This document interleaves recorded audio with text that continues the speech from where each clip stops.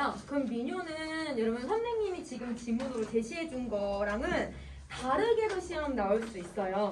그래서 여러분이 이제 문제를 푸실 때 이거 왜 다른 내용이야? 이렇게 당황하지 마시고 주제는 똑같아. 대신 이제 구전되는 양상 지역에 따라서 막 1년이 3년으로 들어갈 때도 있고 아니면 여러분 1년이 아예 없을 수도 있고 그래서 다른 연이 먼저 시작할 수도 있고 다 다르기 때문에 그냥 기본적인 전체 주제, 흐름만 좀 기억해도 될 것 같아.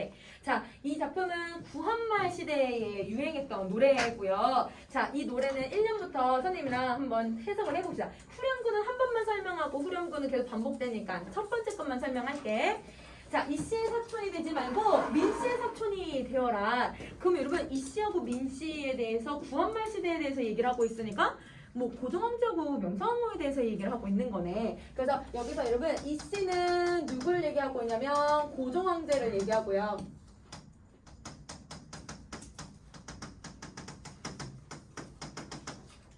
왕실이네요. 그럼 왕실 세력에 되지 말고 민씨 세력이 되래. 그러면 민씨는 명성황후를 얘기하고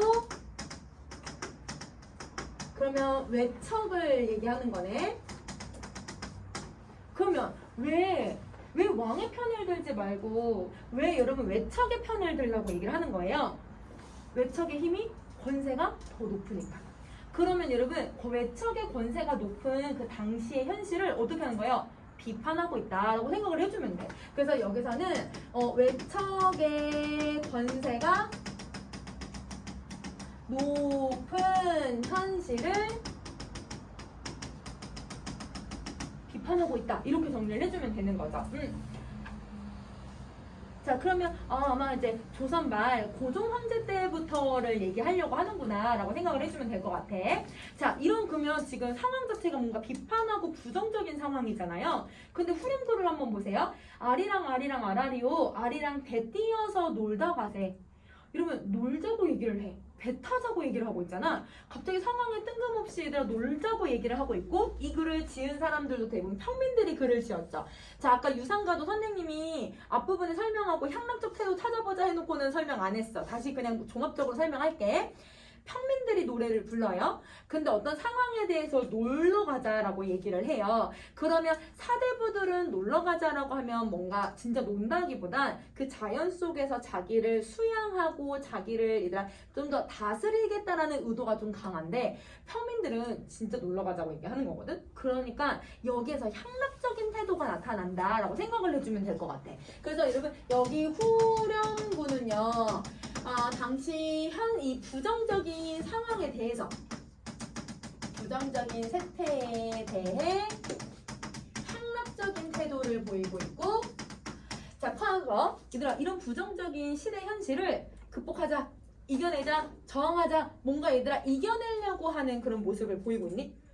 이기려고 하는 모습은 보이는 게 아니라 오히려 놀자러 가면서 회피하려고 하는 성향을 갖는 거잖아. 이게 체념적 성격이야.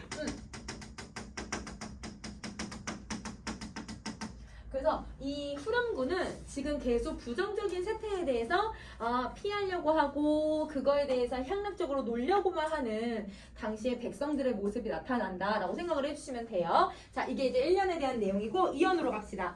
남산 밑에다가 장충단을 짓고 군악대 장단에 받들어총만 하고 있다. 그럼 여러분 장충단이라고 하는 곳이 실제 있거든요. 자, 여러분 이 단자가 제단이라는 뜻이야. 제단, 제사를 지내는 곳이에요. 그러면 이 제사를 누구의 제사를 지내는 곳이었냐면 여러분 이모군란, 을미사변 이때 희생당한 군인을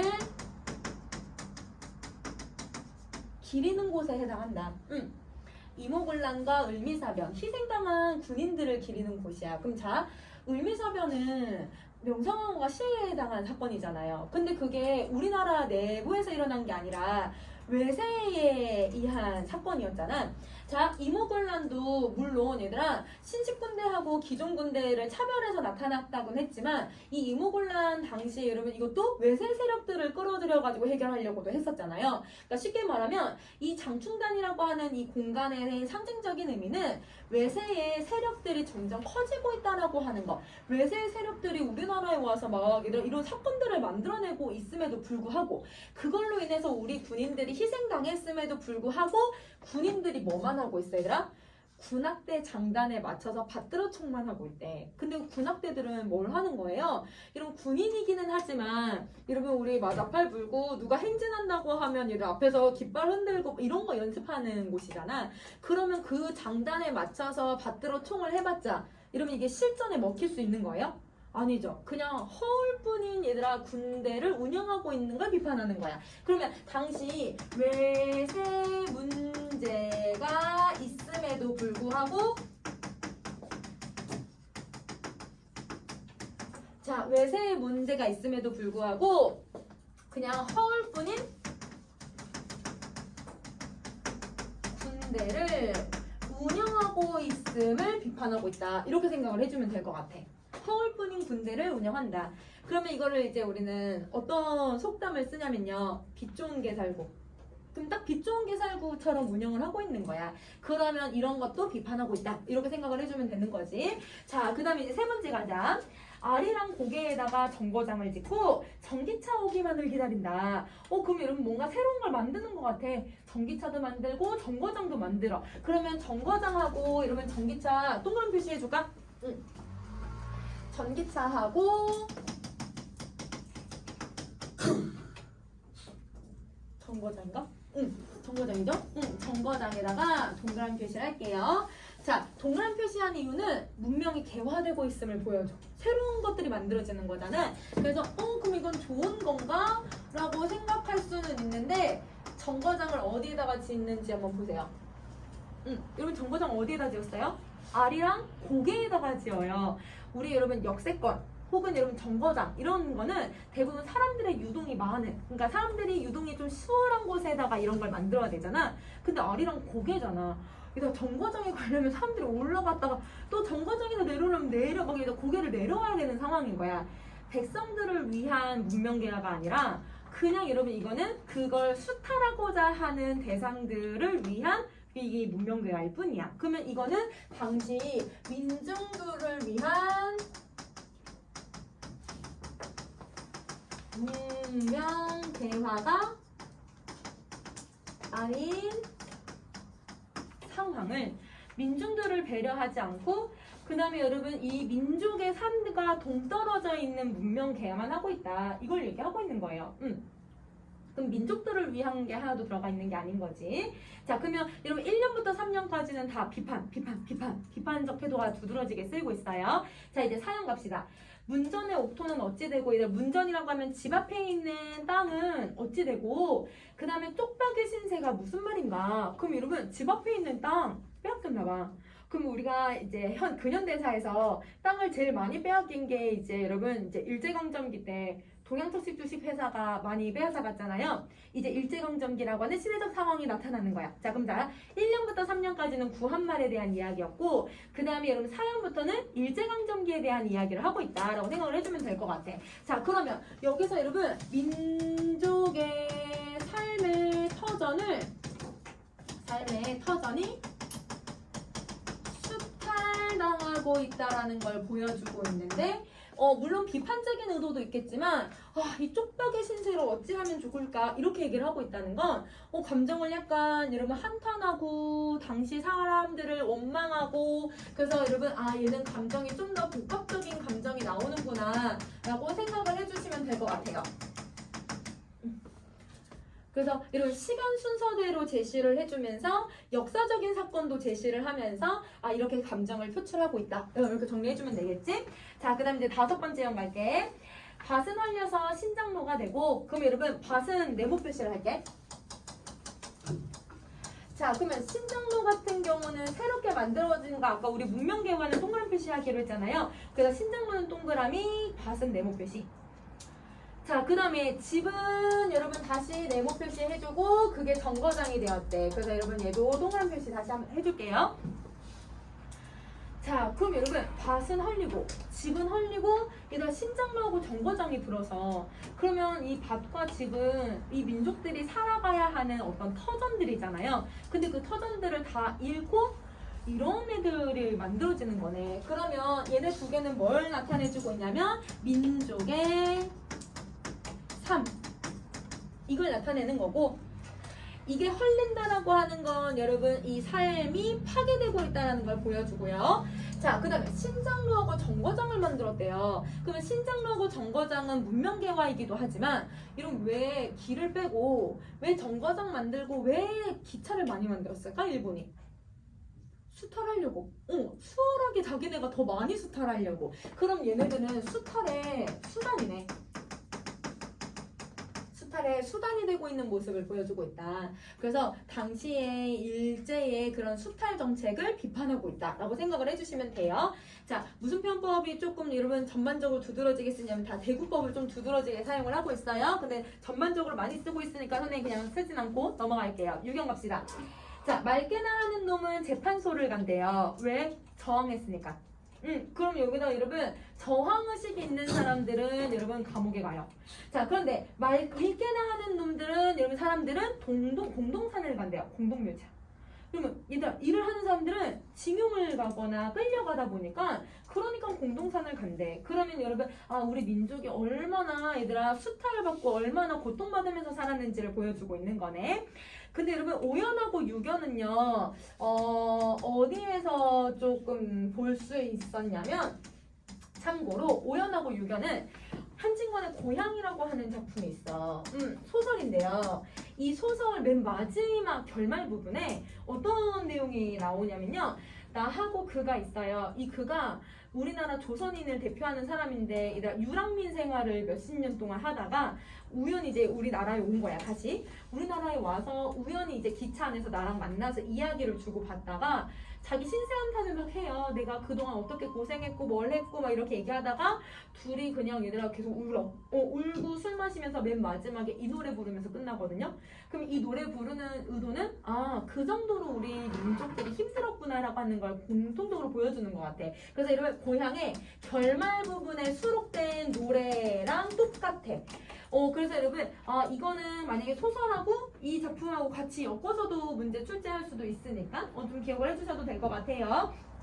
자, 그러면 여러분 얘는 당시 비판의 이 대상들을 조금 이제 돌려서 우회적으로 설명을 해요.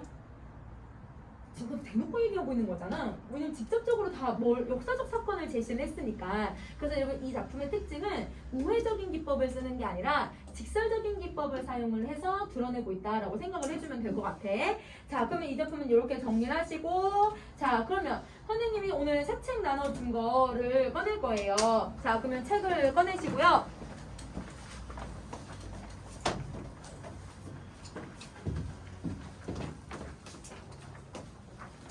못 받는 사람.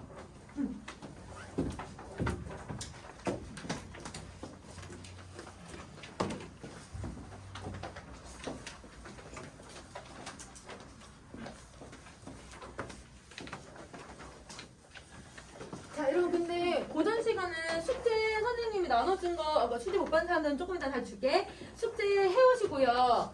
그 다음 무슨 숙제 다음 주에 검사를 할 거냐면, 여러분 이제 학교에서 수능 특강 다 사셔서 학교에서 하잖아요. 그러니까 이제 문학이랑 다 사셨을 텐데 해제 선생님 저거하고 표현법 다 정리하라고 했잖아. 그지? 하고 있니? 여러분 이거 다 정리해 오는 거 숙제야. 지금까지 했던 거 다 정리되어 있는지를 볼 거예요. 그래서 여러분 지금 선생님도 열심히 하고 있어. 여러분 그래서 여기다 이건 내가 필요한 거고 여기 갔냐? 그때 다 쓰고 있어요. 그래서 여러분 다 쓰셔서 정리하세요. 그러면 어떻게 해야 될지 잘 모르겠는 친구들은 블로그에 선생님 다 올려놓고 있으니까 여러분 보시면서 참고하셔도 되고, 아니면 여러분 직접 해제 정리하고 표현법 다시 정리하면서 복습해야 돼. 그래서 지금 한번 정리한 거 2월달, 3월달 초까지 지금 한 5주 정도 했는데 5주 정도 한 거 복습 한번 해야 그래 또 내실 때 또 한 번 하고 그다음 그렇게 하면서 몇 회도 수능 특강 공부할 수 있어. 그거 정리해 주시면 되고요. 그러면 이 비문학 책은 수능 특강 전문을 다 넣어놓지는 않았어요. 그래서 지금 선생님이 수능 특강은 총 76개의 비문학 지문이 있는데 지금 선생님은 30개만 뽑아놨거든? 30개도 사실 뽑을 때 되게 많다 생각해가지고 뽑아놓기는 했는데 요거를 선생님이랑 정원 선생님이랑 같이 나갈 거야. 그래서 선생님이 비문학 책 들고 오세요 라고 하면 문자를 보낼 테니까 그때마다 가지고 오면 되고 이거 갖고 오란 말을 딱히 안 하면 그냥 이러면 고전 시간 책만 갖고 오시면 돼요. 그럼 선생님이 요 책 갖고 오세요 라고 할 때만 갖고 오시면 되는데요. 요 책은 우선은 기본적으로 이 제재는 한 번 기출에 나왔었거나 아니면 이 제재는 여러분이 꼭 알았으면 좋겠다 라고 하는 애들을 넣어놨어. 그래서 비문학 지문이 수능 특강에서는 그렇게 얘들아 어렵지는 않아요. 그러니까 어려운 지문이 70개 중에 한 8개 정도? 그 까다로운 게 그 정도만 있지 사실 전반적으로 어렵지는 않아. 근데 제재는 여러분 좀 수월하게 알았으면 하는 배경 지식으로 좀 공부를 했으면 하는 것들을 넣어놓은 거라서 여러분 한번 읽고 안 산 친구들도 있더라고. 그래서 여러분 선생님 매년 졸업생들한테 너네는 이걸 샀니 안 샀니 하면 이제 학원에서만 했죠 이렇게 하고 이런 문학은 하고요. 독서는 안 사는 친구들이 많더라고요. 근데 작년 수능을 보면 아시겠지만 여러분 그 작년 수능에서 지문이 짧았지만 어렵게 나왔는데 여러분 수능 특강 수능 완성의 제재가 그대로 연계가 다 많이 되었잖아요. 그거를 이제 배경 지식을 있는 친구들은 그래도 얘들아 시간이 부족해서 타이트하게 문제를 풀어도 다 맞지는 못하더라도 3문제 정도까지 다 맞았단 말이야. 그러니까 여러분 제재의 중요성은 있어. 그래서 수능이 어떻게 나올지는 모르니까 준비는 해야 돼. 자, 우선은 선생님이랑 호랑 논쟁에 대해서 정리 한번 해볼게요. 호랑 논쟁을 선생님이랑 다 할 수는 없을 것 같고 나갈 수 있는 만큼 한번 나가보자. 자, 여러분 이 호랑 논쟁은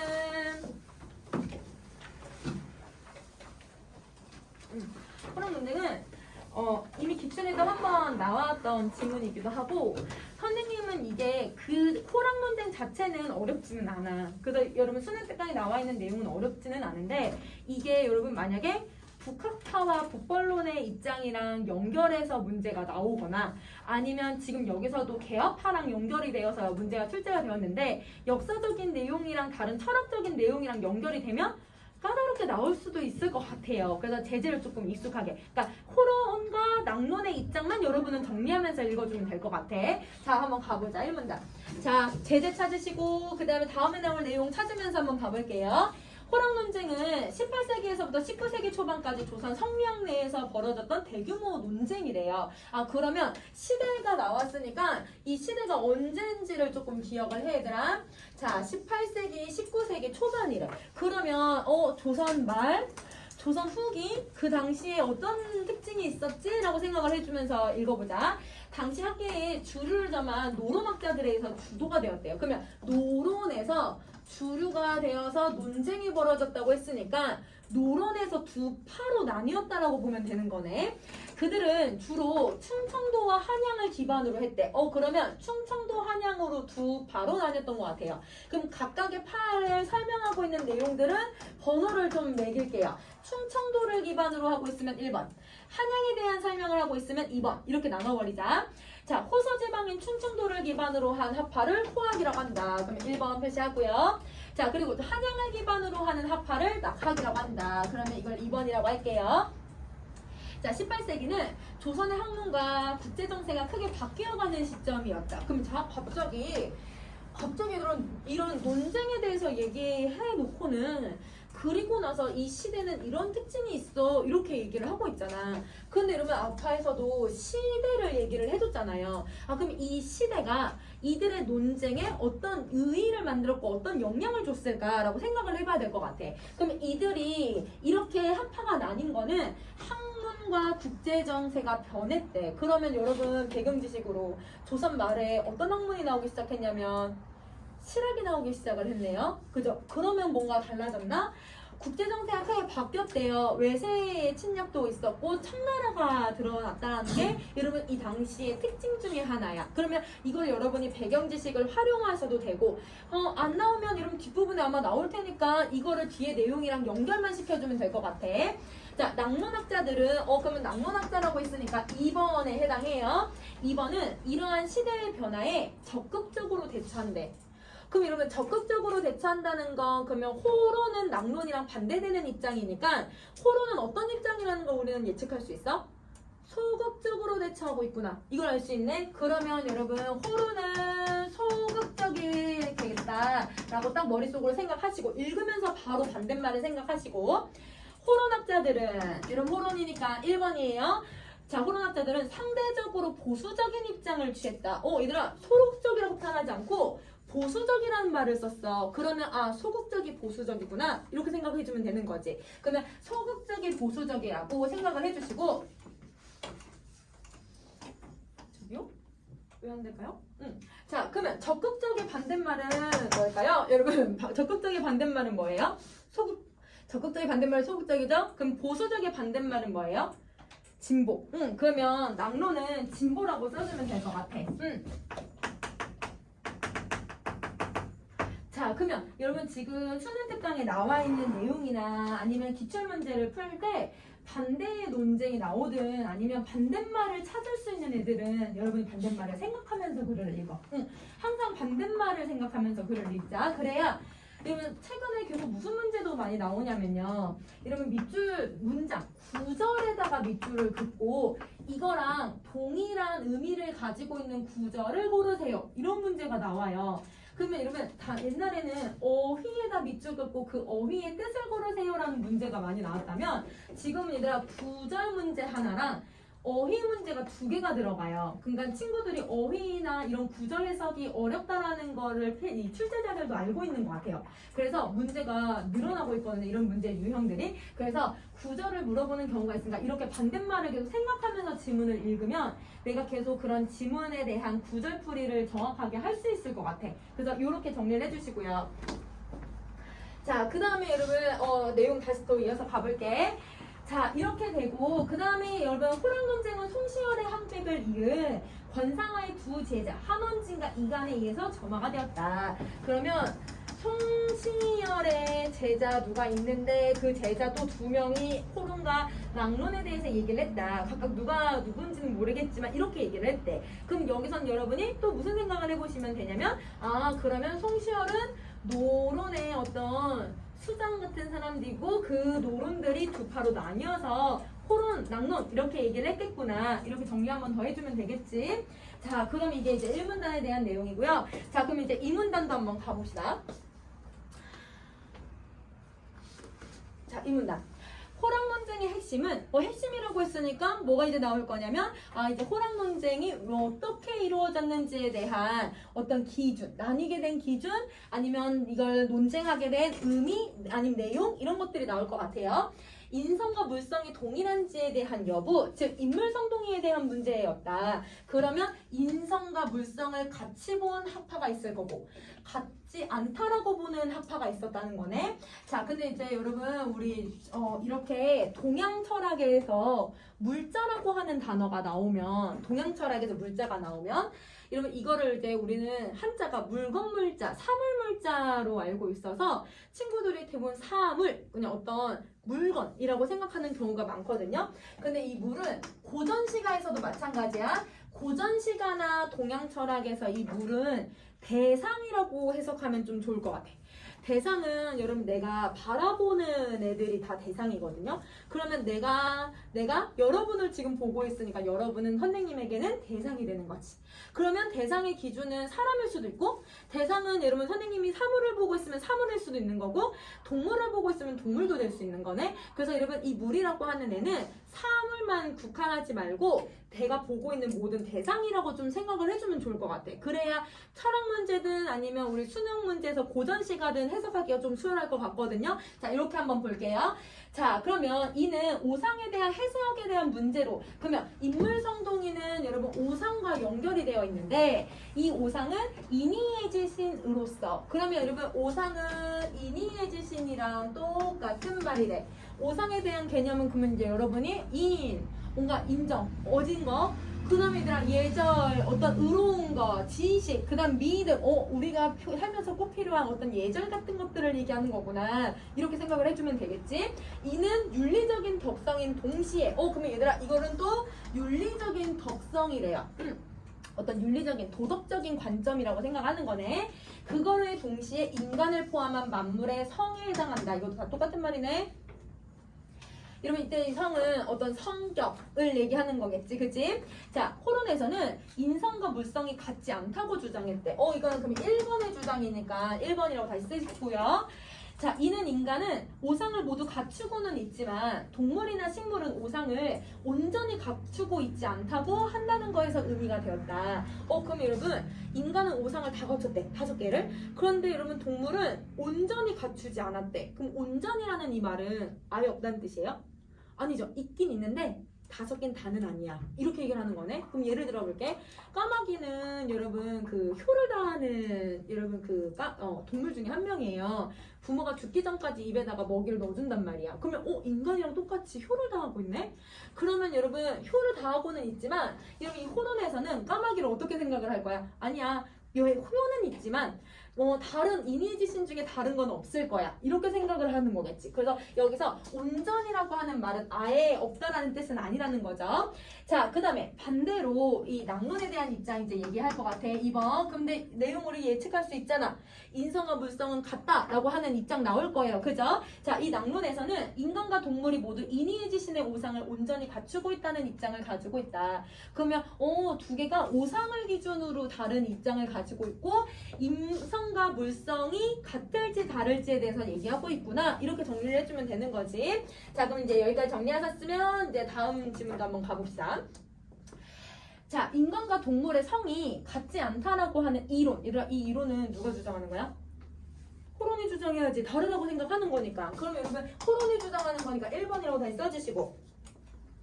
자, 이거는 당연히 설득력이 있어 보인대. 맞아 얘들아. 동물하고 인간은 같지 않아. 우리는 당연히 이렇게 많이 생각을 하잖아요. 그래서 동물에게 오상과 같은 윤리적인 덕성이 있다라고 가정하는 것은 혹 가능할지라도 적어도 인간과 동일한 수준에서 오상을 갖추고 있지는 않다라고 생각을 할 수가 있다. 그럼 우리 아까 이게 온전히 똑같지 않다라고 하는 그 온전이라는 말로 다시 풀어서 설명을 하고 있는 거네.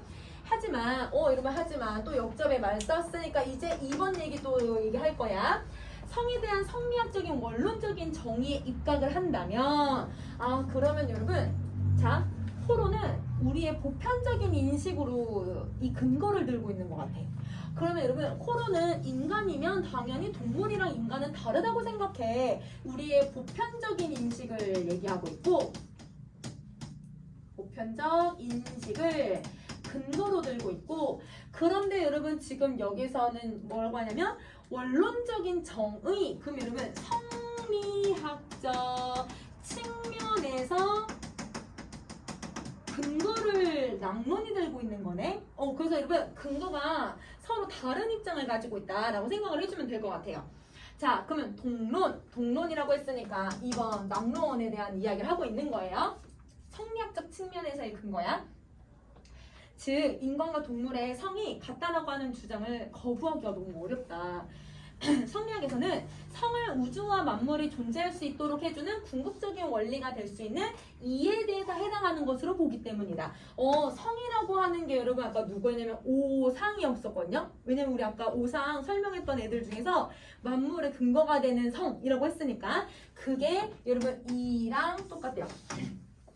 그럼 우리 성리학은 이 길을 어떻게 볼 것인지에 대한 내용이잖아요. 그럼 우리 좀 배경 지식을 활용을 해보면 좋겠다.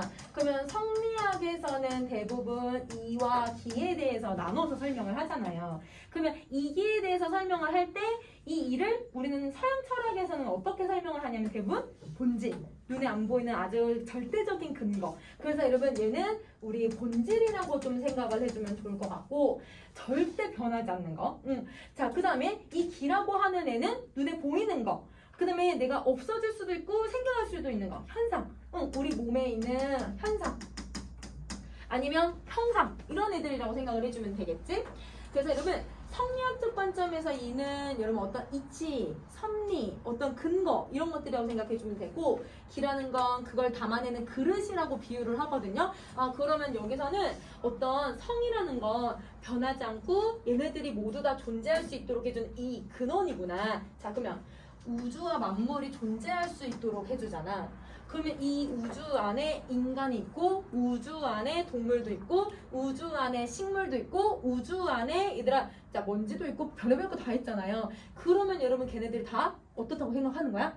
똑같다. 똑같은 일을 가지고 만든 거다. 이렇게 생각을 한다는 거야. 누구의 입장에선? 낭론의 입장에선. 그래서 여러분 이러한 절대적인 이에 해당하는 이 성은 이 사람이든 동물이든 모두 일치하지 않을 수가 없다. 자, 일치하지 않을 수 없다라고 하면 여러분 무슨 부정을 쓰냐면 이중 부정을 쓰고 있잖아요. 이중 부정을 쓰면 우리는 어떻게 해석해 주시면 돼요? 긍정으로 그냥 해석하면 되죠. 이렇게 일치한다. 그냥 이렇게 해석을 해주면 되는 거야.